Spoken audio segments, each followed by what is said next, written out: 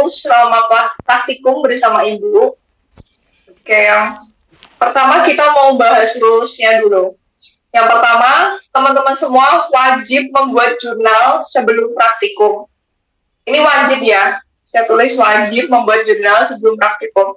Jadi kalau misalnya ada yang nggak bikin jurnal atau ketinggalan atau alasan apapun, kira-kira boleh nggak? Nggak boleh, Bu. Nggak boleh, Bu. Ayo jawab. Nggak boleh ya. Ini sepakat nggak untuk rules pertama? Sepakat, Ibu. Sepakat ya? Sepakat, Bu. Oke, sepakat. Oke, terima kasih yang sudah menjawab. Yang kedua, dilarang mencontek. Nggak boleh nyontek saat pretest. Jadi kemarin mungkin ada yang pernah dapat 0 ketika pretest. 2 orang bersama saya waktu praktikum volumetri ya. Itu pasti alasannya karena mencontek. Jadi apapun hasilnya, walaupun itu hasilnya cuma do, re, mi, fa, sol, la, si, do, nggak apa-apa, yang penting nggak nyontek. Jadi ketika nyontek, Ibu akan kasih nilai 0. Baik itu yang memberi contekan, ataupun yang menyontek. Jadi itu nggak cuma, orang yang menyontek atau berbuat curang, tapi yang memberikan kesempatan untuk menyontek. Dan ketika siang itu jam 13.05. Jadi untuk praktikum pagi 7.30, yang siang 13.05.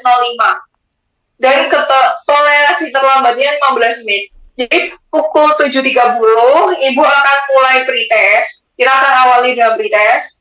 Jadi kalau misalnya kalian masih masuknya 7.40, misalnya kalian sampai 7.40, nggak apa-apa. Tapi waktu pretest kalian akan berkurang. Gitu. Jadi pukul 7.30 itu bukan 7.30 kalian pakai jas ya, tapi 7.30 kalian sudah siap di lab, sudah siap dengan kelompok masing-masing, dengan jurnal sudah ada di meja, kemudian ada kertas untuk pretest dan sebagainya. Jadi bukan 7.30 siap-siap ya. Oke? Dan untuk yang siang juga berlaku demikian. Jadi jam 13.05 itu adalah posisi kalian sudah siap di meja. Gitu. Terus nomor 3.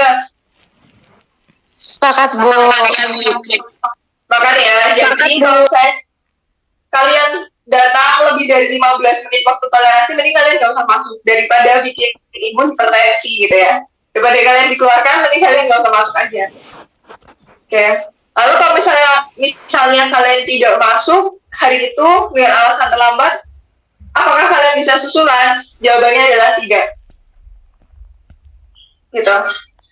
Nah, kalau misalnya kalian sakit, akan diberikan kesempatan untuk susulan, tapi untuk alasan terlambat, kalian tidak akan diberikan susulan. Dan untuk nilai dibagi sesuai dengan jumlah modul yang kelas kalian dapat. Misalnya kalian telat nih, terus kalian nggak praktikum, harusnya dapat 10 modul. Kan kalian cuma dapat nilai dari 9 modul. Apakah kalian nilai dibagi 9? Oh, tentu tidak, tapi dibagi 10. Gitu ya. Jadi jangan sampai terlambat. Kemudian yang keempat, melaksanakan praktikum dengan serius. Maksud dari serius apa? Bercanda sama temennya, ngakak-ngakak kayak gitu ketika praktikum. Toel-toel dari kelompok lain, itu masih sering banget tuh kemarin praktikum saya lihat. Udah selesai ini, terus toel-toel temennya yang belum selesai.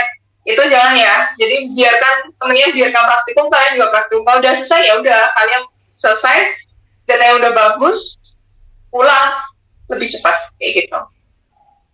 Kemudian mempersiapkan kebutuhan praktikum. Apa aja tuh kebutuhan praktikum? Yang pertama jurnal, yang kedua kesiapan mental dan ilmu. Baca dulu, gitu ya. Modulnya dibaca dulu, jurnalnya dibuat dulu. Kalau kalian membuat jurnal dengan baik, kalian tuh sebenarnya sudah belajar. Tapi kalau misalnya memang kalian jurnalnya itu cuma nyalin dari modul, itu kalian nggak belajar. Saya yakin kalian nggak tahu ketika praktikum nanti mau ngapain sih. Oh, data yang mau diukur apa aja sih, kayak gitu. Kemudian kebutuhan praktikum yang lain, misalnya data. Nah, Ibu ada modifikasi khususnya di modul absorpsi, jadi nanti ada beberapa revisi revisi. Nah, itu kalian siapkan dulu. Ibu sudah menyiapkan tabel untuk diisi seperti waktu volumetri itu. Nah, jadi kalian bisa print sesuai dengan jumlah dari masing-masing kelompok. Misalnya kelompok berapa ya, printnya 4. Gitu. Kemudian mengumpulkan laporan tepat waktu. Nah, ini nanti sesuai dengan kesepakatan waktu hari H, kita mau mengumpulkannya kapan. Atau ada yang mau propose hari untuk laporannya, Bu, saya usul sebulan. Ada yang mau usul? Jangan senyum-senyum, nanti Bu kasih waktu 3 hari, kalian protes. Ada yang mau usul? Gak ada ya? Ada yang mau usul nih? Jadi Ibu ya yang mengusulkan waktu pengumpulan laporan. Ya, usul Bu. Iya, siapa nih? Lauza Bu. Lauza, oke. Dua minggu setelah praktikum Bu. 2 minggu? Ya Bu. Kamu 2 minggu? Pembahasannya udah lupa gak sih? Oke. Berapa tahun Bu? Nggak tahu Bu. Oke, Ibu kasih waktu 1 minggu. Tapi nanti kalau misalnya jadi nanti saya kasih kalian kesempatan untuk revisi 1 kali. Atau kalian 2 minggu tapi kalian gak ada revisi. Seminggu ada revisi, Bu. Seminggu ada revisi. Seminggu ada revisi, Bu. Ya udah, oke. Berarti waktu seminggu nanti setelah Ibu kasih feedback kalian bisa revisi ya. Oke. Untuk itu sudah ada pertanyaan untuk rules-nya.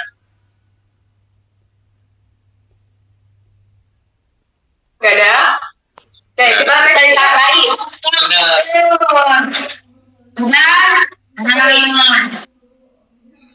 udah ya.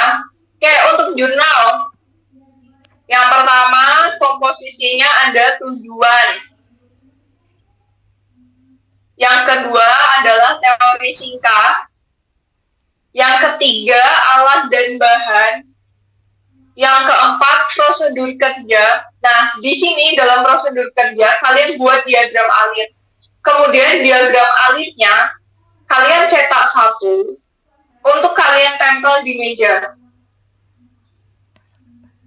Karena nanti ketika kalian praktikum, jurnal kan dikumpulkan ke Ibu. Nah, kalian mau ngapain?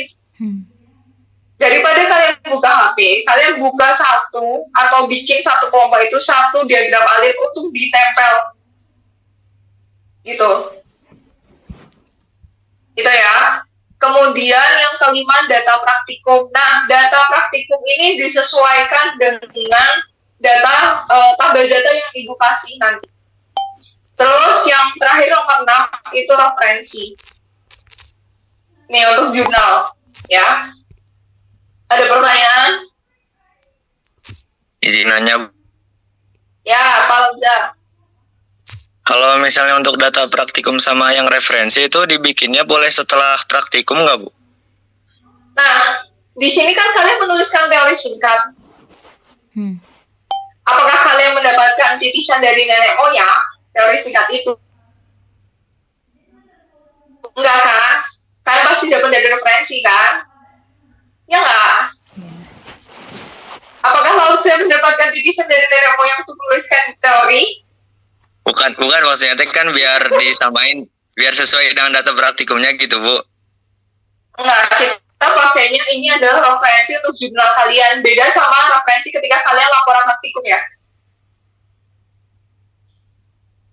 Oke?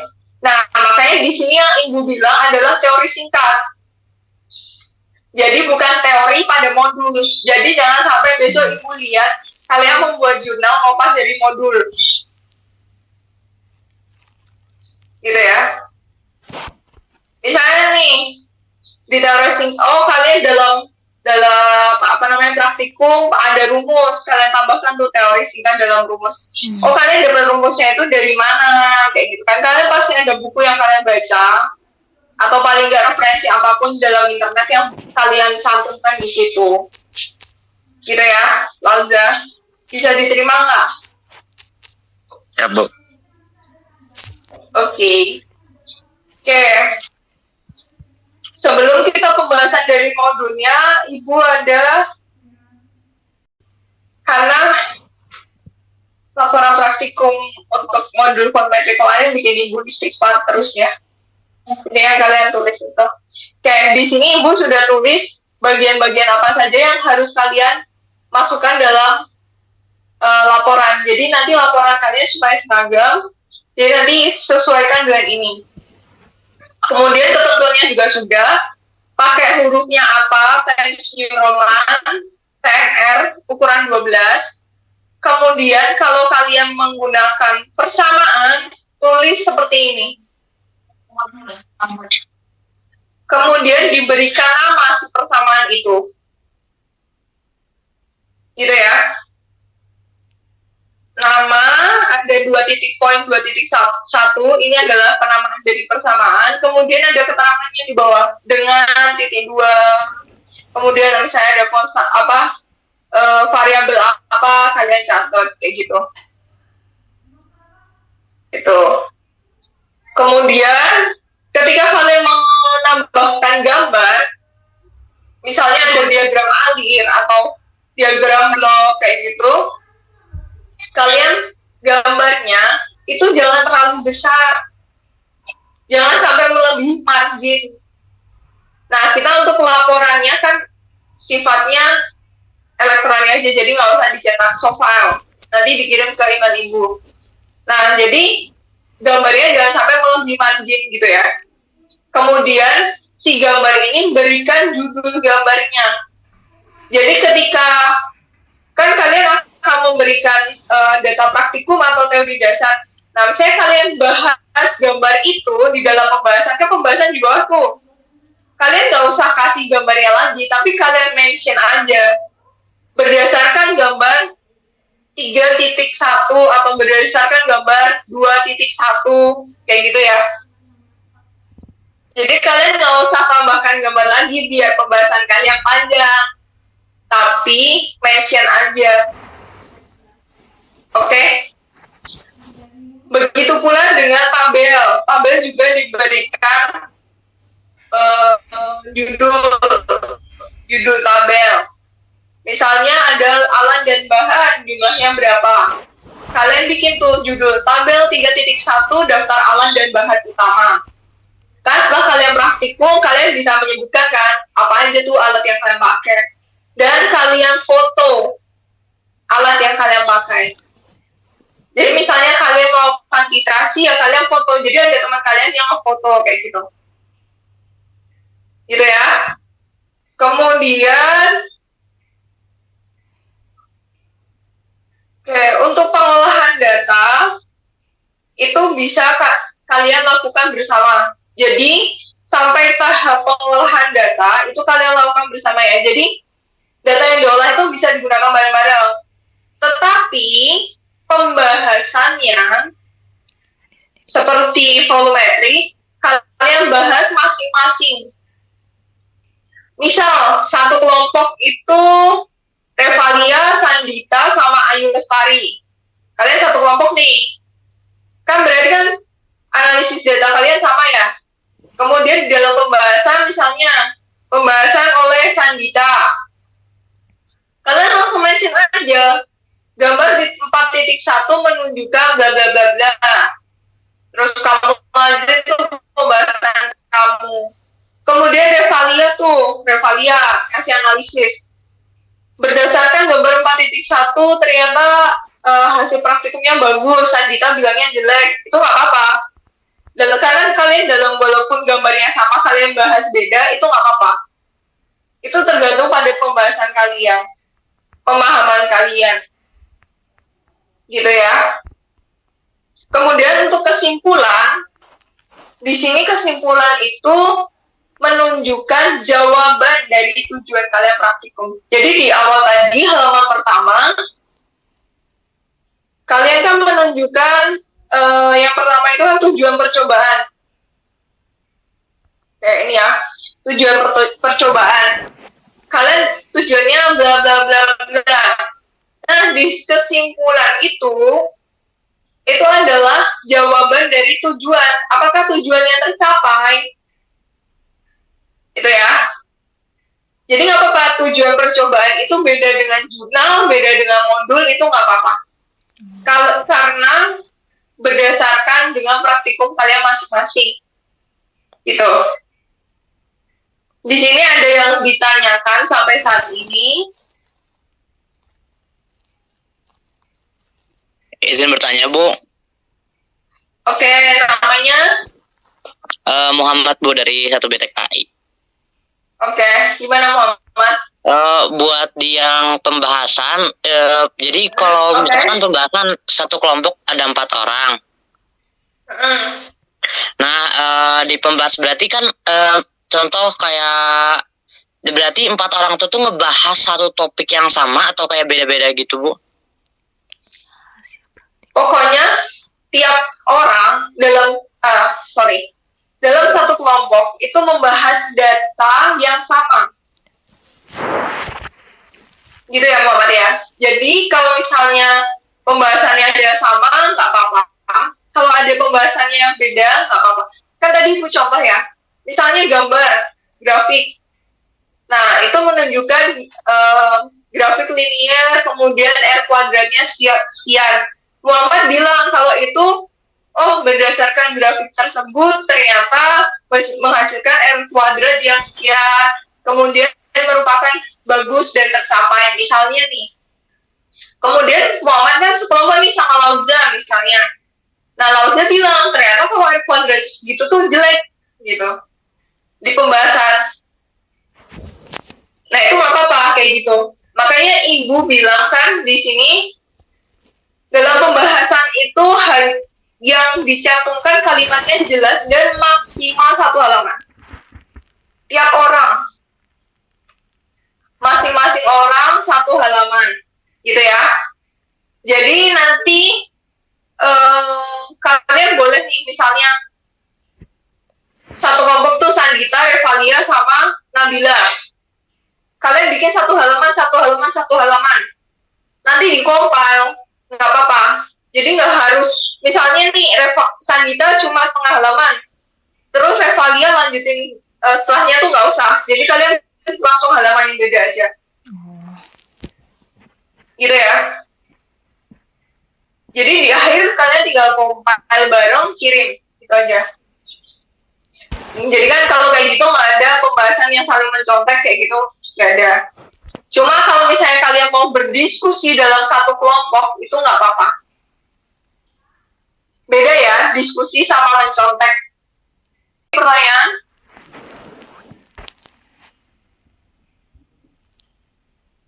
Ada lagi? Maaf Bu, izin bertanya. Ya, Nabila. Untuk yang tujuan jurnal sama tujuan laporan itu harus sama atau nantinya boleh beda, Bu? Boleh beda. Jadi tujuan percobaan itu kalian amati, kan kalian sudah percobaan nih, sudah praktikum. Kalian bisa membayangkan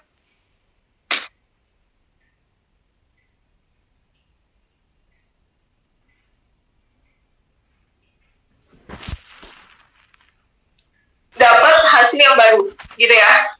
Tujuan yang baru kalian bisa dapatkan. Gitu? Sudah.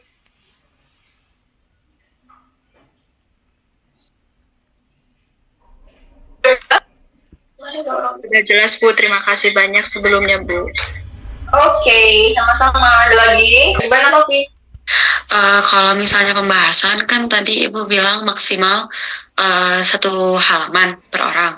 Nah kalau misalnya kayak jurnal-jurnal kemarin kan ada yang satu praktikum tuh ada 3 percobaan. Nah itu tuh kan banyak gitu pembahasannya. Jadi kalau misalnya lebih dari 1 halaman boleh atau nggak boleh Bu? Untuk pembahasan 1 halaman aja.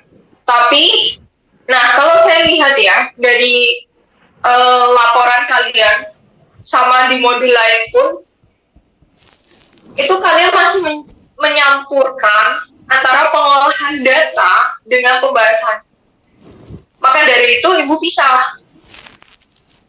Yang membuat panjang itu adalah ketika kalian menambahkan pengolahan datanya. Gitu. Ya misalnya ada rumus nih, rumus. Proses mendapatkan hasilnya itu ada di pengolahan data.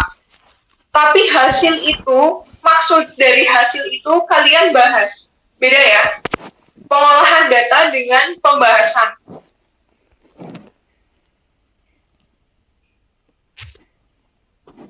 Gimana Novia?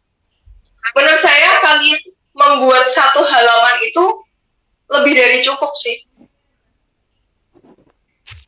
Baik, Gitu. Ibu paham. Ya, oke. Terima kasih, Ibu. Ya. Ada lagi?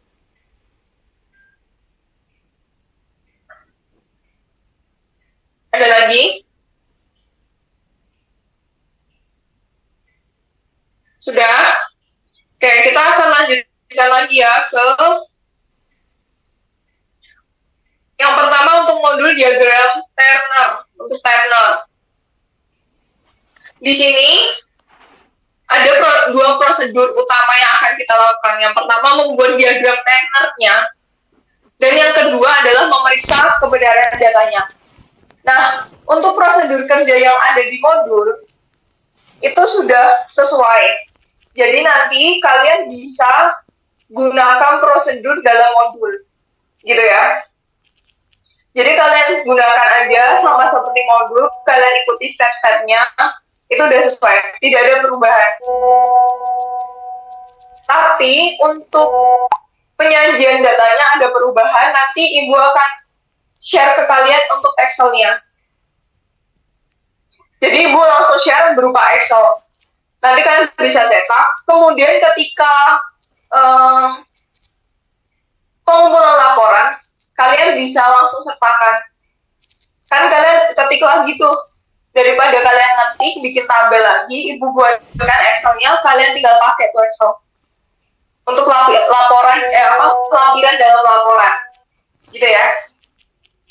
Oke, kemudian ini, siapkan pulpen dan kertas atau apapun itu untuk mencatat.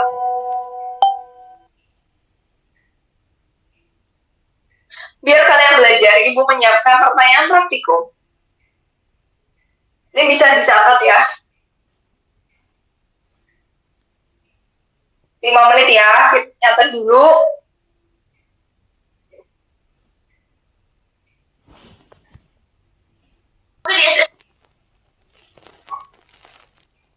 Kalian jawab, karena ada yang praktikumnya masih hari Senin, Kamis ya. Ya, Senin sih, kalian kurang nggak ya? Udah.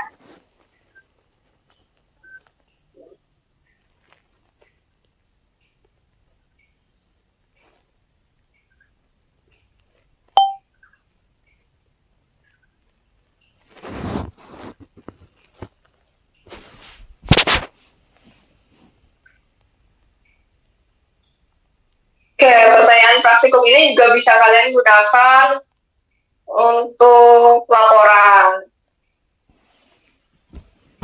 Dengan ada beberapa pertanyaan yang nggak ada dalam modul, bisa kalian tambahkan dalam laporan. Atau kalian tambahkan dalam jurnal juga lebih bagus. Oke, udah nyatetnya? Next ya.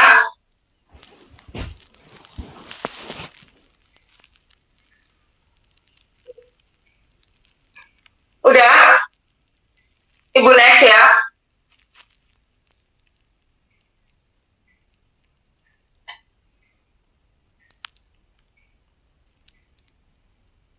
Ya. Kemudian untuk modul absorpsi. Kita ada 4 prosedur kerja yang utama. Yang pertama, penentuan konsentrasi NaOH.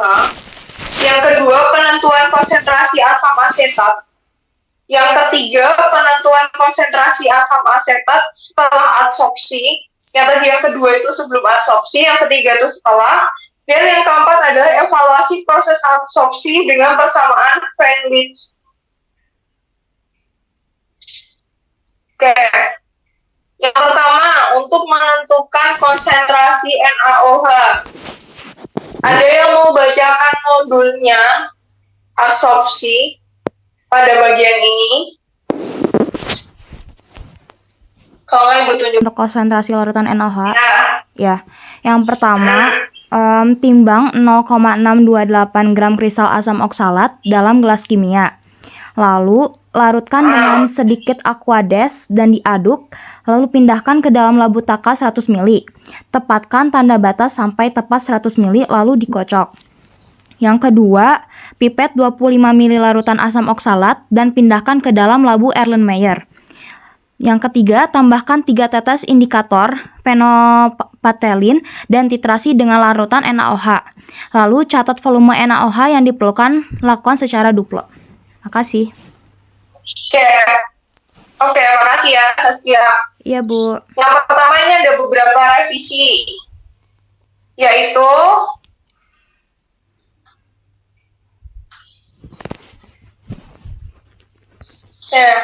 yang pertama revisinya itu kan ditulis di tahap kedua itu pipet 25 ml larutan asam oksalat. Kan awalnya 25 ml ya. Itu kita hanya gunakan 10 ml aja. Gitu ya. Oke. Itu jadi bukan 25 ml tapi 10 ml aja. Terus yang kedua, di situ kan dibilang timbang 0,6258 gram kristal asam oksalat dalam gelas kimia, lalu larutkan dengan sedikit aquades dan pindahkan ke dalam labutaka 100 ml. Nah, di sini kalian harus cari dulu untuk massa kristal oksalatnya.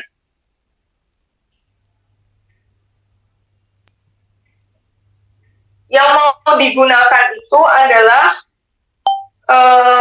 larutan asam oksalat 50 ml 1N.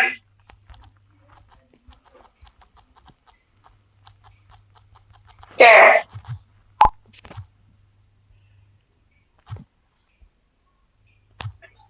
Terus ada yang bisa jawab apa yang dimaksud lakukan secara duplo? Ada yang bisa jawab? Dua kali percobaan. 2 kali percobaan, Ibu. Oke, lakukan berarti 2 kali ya. Oke. Ini ya. Nih, untuk catatan. Jadi, larutan asam oksalatnya yang mau dicapai adalah 50 ml 1N. Akan masanya itu 2 gram misalnya ya. Terus kan kalian timbang tuh garam oksalatnya kristal oksalatnya. Terus timbang pakai neraca analitik yang 4 digit yang dekat pintu itu. Nanti kalian timbang di situ pakai kertas timbang. Kemudian kan kalian masukkan ke dalam labutakan, mungkin nggak dia akan tepat 2 gram. Enggak. Pasti ada yang tertinggal di atas kertas timbang. Maka dari itu, kalian catat tuh kertas timbangnya, kalian timbang lagi. Kan harusnya 0, ya kan? Tapi ternyata misalnya ada 0,1 gram. Berarti kalian dapat massa sebenarnya yang berapa? 1,9. Oke, 1,9 gram. Apakah dengan kristal oksalat 1,9 gram itu akan mencapai 1N?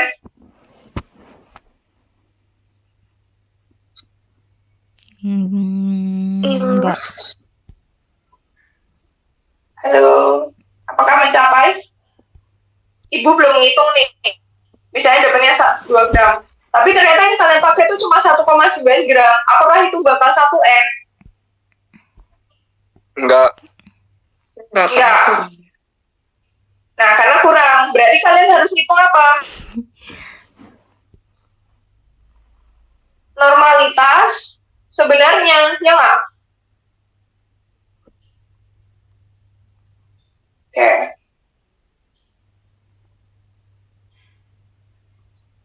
Ibu, maaf boleh Ya. di slide ke yang tadi Ibu belum di SS. Cuma sudah kalian Ibu. dengerin aja.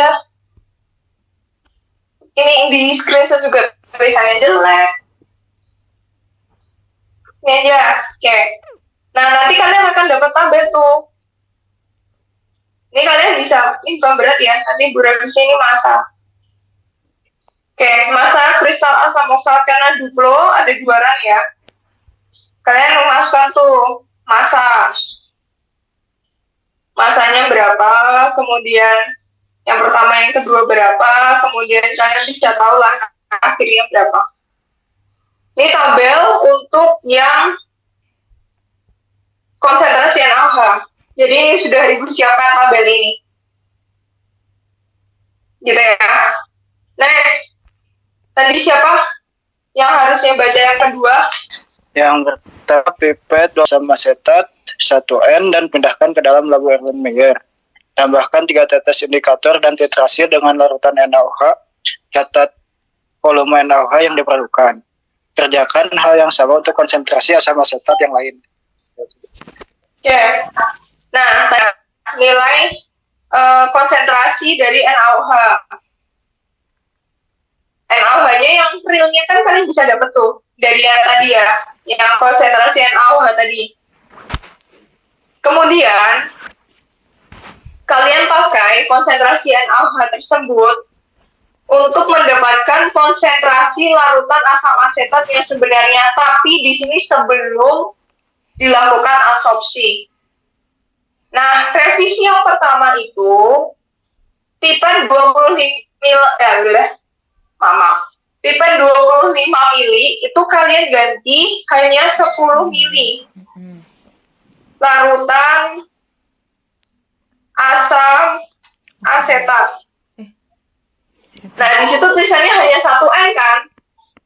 Tapi yang kalian gunakan itu nggak cuma 1N, ada 1, 0,8, 0,6, 0,4, 0,2. Kalian cari semua. Kayak gitu ya. Jadi ini kalian cari semua. Gampang kan, tinggal tambahkan si asetat sama nanti kasih PP, kemudian dititrasi aja pakai NaOH. NaOH-nya yang tadi udah dicari konsentrasi aslinya. Itu berarti kalian bisa dapat kan konsentrasi asetat berapa, volume NaOH berapa. Kalau kalian tahu konsentrasi sama volume, kalian kan bisa tahu nih M1P1, M2P2. Ini punya NaOH, ini punya si asam asetat. Ya kan? Ini udah tahu, ini volumenya tahu. Kalian bisa tahu kan konsentrasi sebenarnya berapa. Gitu caranya. Jadi ini kalian bisa catat nih semuanya. Kalau konsentrasi tahu, kemudian MR-nya tahu, masanya bisa tahu nggak? Masa asetat? Bisa. Bu. Oke, bisa. Zaki bisa.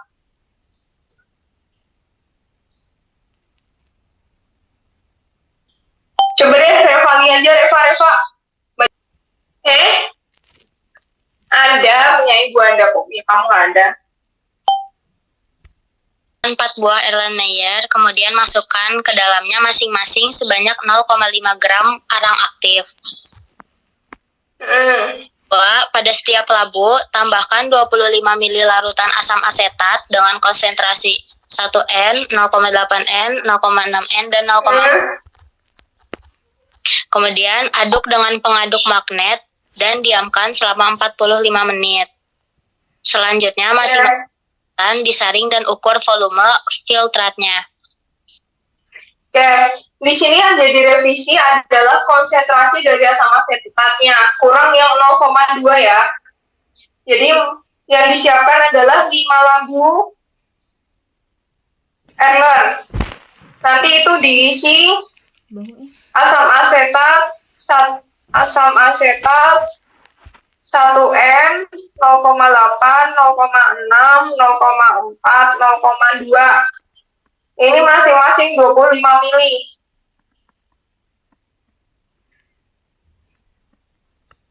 Nah, di sini kan kalian harus aduk dulu tuh selama 45 menit. Nah, kalau ini dilakukan setelah tahap 1 dan 2, nanti kalian 45 menit itu cuma ngelamun sambil nungguin si asam asetatnya diaduk. Nah, daripada kalian ngelamun, mending ini dikerjakan dulu. Jadi kalian timbang dulu arang, kasih si asetat dari masing-masing konsentrasi, kemudian kalian nunggu dia aduk sampai 45 menit, kalian menyiapkan tahap 1 dan 2 yang tadi. Gitu. Jadi maksud modulnya kenapa itu dibuat di nomor 1 sampai nomor 5, supaya kalian melakukan dulu. Tapi kalau nulisnya kayak gitu kan kalian jadi bingung. Untuk prosedur kerja sebenarnya. Nah, sebenarnya prosedur kerjanya itu adalah seperti ini.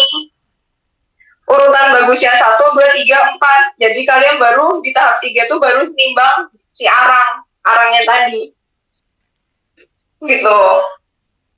Nah, tapi biar kalian lebih efektif, jadi kalian bisa timbang dulu, kemudian aduk. Sambil nunggu ngaduk, kalian melakukan yang tadi, mencari konsentrasi NaOH, mencari konsentrasi asam asetat sebelum adsorpsi. Gitu. Kemudian, setelah disaring, kan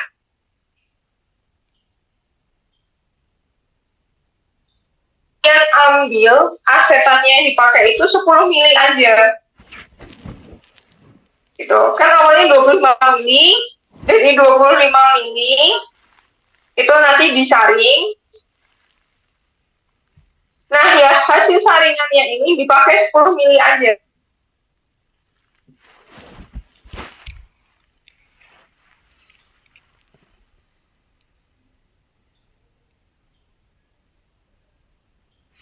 Nah, nanti bisa pakai tadi rumus M1V1 sama dengan M2V2. M1-nya ini NaOH lagi. M2V2-nya apa? Si asetat. V-nya berapa? V-nya 10 mili. Kan kalian pakainya 10 mili kan, filtrasinya. Bisa dapat nanti konsentrasi asetat sebenarnya setelah absorpsi, kemudian masanya juga dapat. Ada pertanyaan?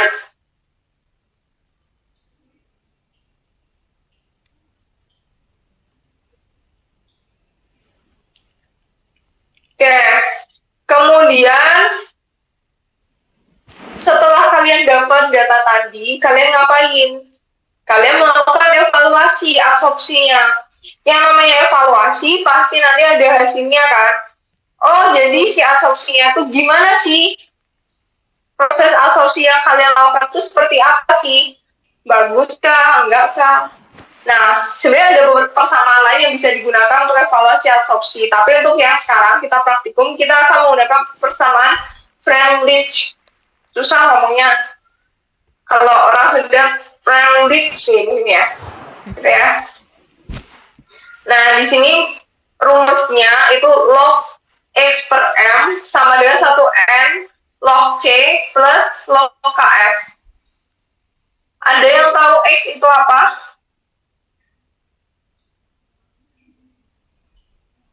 Coba jawab. Ismi Faris.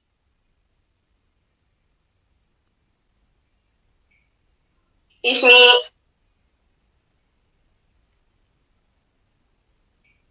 Ya, Ibu. Coba X itu apa, Ismi? Jumlah zat yang teradsorpsi bukan, Bu? Apa? Coba. Jumlah zat yang terabsorpsi. Ya, betul. Berarti dapatnya dari mana?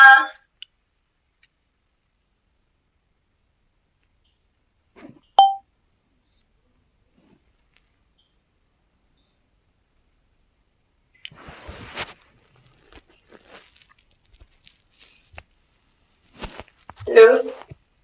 Gram. Berarti Kalau Halo, untuk dapetin zat yang terabsorpsi, dari jumlah zat mula-mula dikurangi jumlah zat tersisa, Ibu.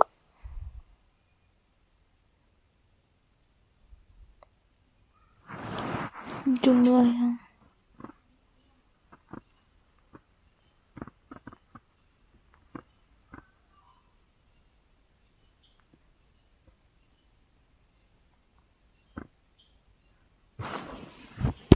ini